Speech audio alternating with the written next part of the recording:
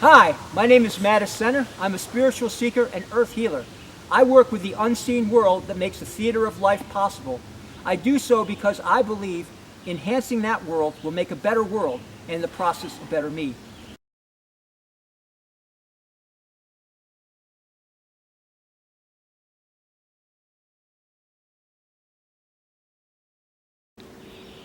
All right, I'm in Madison County, New York right now, just east of Syracuse.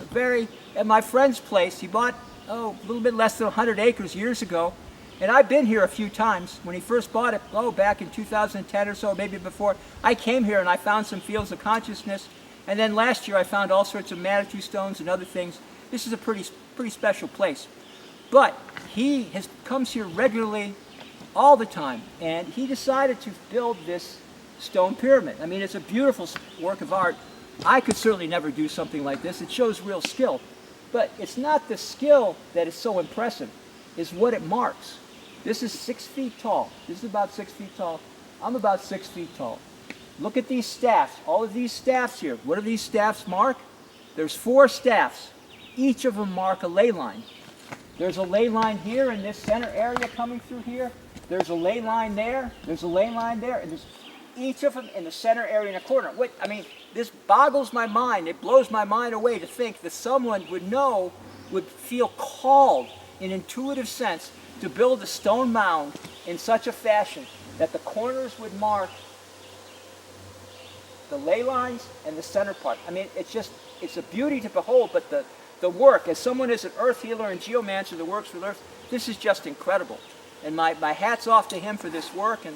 But he loves this space and he works with it and he felt called. And I guess that shows what happens when you get really connected to Mother Earth and then focus all your attention on a sacred space. It begins to reveal itself and it begins to somehow, it commanded him or called him to begin doing this. But what's really interesting, I come over here and I talk a lot about how important the vibe is of a place. Show me the vibe, show me the vibe. Now the vibe is neutral to slightly positive here. Slightly positive, nothing spectacular, but still above average because it's neutral to slightly positive. But if I come over here,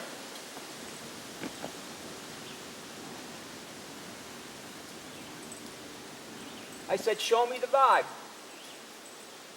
You can see my rods are spinning at a decent speed in a clockwise fashion. Positive imprints, loving, compassionate imprints, acts of love will alter a space and then lift it up. And I can gauge those imprints by looking at my dowsing rods. I can gauge them. Are they positive or negative? This one definitely has positive to very positive, well above positive. So that's rare. Our earth right now is covered with all sorts of crud and negativity. Finding, say, something like this. But what it does tell me is that there's a reason. I imagine this whole area, these ley lines at one time marked a really powerful place. So this place was really, really jacked up. And if you look here, this ley line, we're going to have to follow this because some treasure is going to lie at the end of this. We're going to find something special. And what tells me it's something special is here is the imprints. Again, you hear me talk about imprints. It's coming out of my ears. Imprints, imprints, imprints. The imprints tell you about a space. It speaks to what has gone on here. This tells me that something there. Because the other imprints have no effect, this one does. There's something sacred at the other end. There's somewhere connected here. You know, we don't have to walk far, and we're going to find something special. And we're going to follow. You're going to follow me in the woods right now, and I'm going to lead you on a little journey here as we attempt to find this place.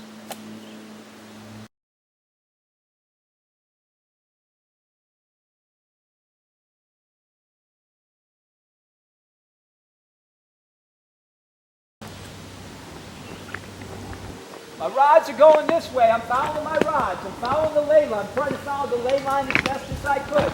All right, the ley line's being directed. Now, this is the challenge that you face as a dowser and geomancer. You get stuck in certain places, but I'm going to keep going. All right, I've been traipsing the woods. We found this Manitou stone. A stone. It's fallen over, but I was immediately drawn to it. And we get an energy line going this way, and we get a ley line going this way. It marks the perpendicular intersection of two different things. Clearly someone placed this there intentionally. Again, another sign of sacred space. This here, so I got the ley line here, so I'll keep walking. I can check the vibe. The vibe is better, a little bit better than it was back there. And now I go here, and I can see my rods are pointing here. My rods are pointing in this direction. They're pointing here. See, my rods are now telling me this is what we're looking for. This is what we've been looking for. And it showed me the vibe. Look at the difference. The positive clockwise spin tells me this is very uplifting, this is very special. So the first question I have to ask myself is this an energy vortex? Show me the vortex. There's no energy vortex. Is this the intersection of several other ley lines and energy lines? Is there anything else going on like that? Then the next question I got to ask myself, well, what could it be? Could it be a blind spring or a geospiral? When we pray, meditate, do ceremony in the same place over time, we begin to uplift the space. And above ground, we can create a energy vortex. Below ground, we can create a blind spring, or what is called a geospiral, or a primary spiral. A lot of terms, but basically what it is, it's a vortex in the earth that goes to the bowels, to the sea, goes deep into the earth. There is an ocean of water deep in the earth that sends up geysers, steamers, all sorts of things. And it goes down to there's liquid water always going bubbling up from the heat, and it begins to pull that up, doing what Victor Schauberger called a spiral dance, always turning in a spiral, always turning as it progresses over time, a very long time. And in doing so, it picks up earth energies, minerals, nutrients. This brings up, creates living water, the most nutritious water in the world. I'm going to tell my friend right now, if there's enough water to drink, you're putting a spring in here, and I'm coming here for the rest of my life to crank this water out of here. So let's look here. You see these other stones, it's a telltale sign. But again, this blind spring, this ley line came over this blind spring. Now, this blind spring is going to raise a lot of different questions. What else is going here? Why did it form here? That's too much to get into this video, but it raises a zillion other questions. So now I'm going to ask myself, is the spring, because we can get water veins. I'm going to say there's one water vein there, there's another one there. So there's several water veins coming out of this thing. So I ask myself, is the spring more than 5 feet deep? My rods open up telling me yes. Is it more than 10 feet deep? They don't. So it's 5 to 10 feet deep. This is a very shallow spring. You can basically, he can probably dig a hole maybe and just make a little spring there. Doesn't want to do that. He can put in a well point, pound it in, and then use a hand pump. Definitely got to do it. Living water. So now I ask myself, how much is the water flowing? And I say, is it flowing more than a gallon a minute? If you want to have drinkable water, you want 5. Well point needs less. 2. Is it more than 3? Is it more than 4? Is it more than 5? Is it more than 6 gallons a minute? Is it flowing at more than 7 gallons a minute? Is it flowing more than 8 minutes a gallon?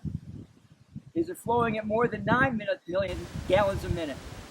Is it flowing more than 10 gallons a minute? No. So it's 9 gallons a minute, and it's 5 to 10 feet deep. That is just incredible. It's living water, the most nutritious water in the world. This is what was making that ley line. See, the ley line passes. I say, where's the ley line? The ley line is right over, passes directly over it. And what ends up happening, a ley line interacts with everything it comes in contact with. It dynamically, consciousness, one of the first rules of understanding we live in a sea of consciousness is to understand consciousness merges with a consciousness it comes in contact with. That's like the most important rule in my view of the unseen world, of metaphysics, whatever you want to do. That is the rule. And so it merged, it picked up this stuff. That's why it's jacked up in that area where the pyramid is. But there's a lot more going on here that needs to be studied. There's other stuff going on here. That's all I can tell you. And we're not going to go into that today. We'll do it in a later date. But there's some other stuff going on here. Anyway, please like and subscribe. Thanks for listening. Namaste!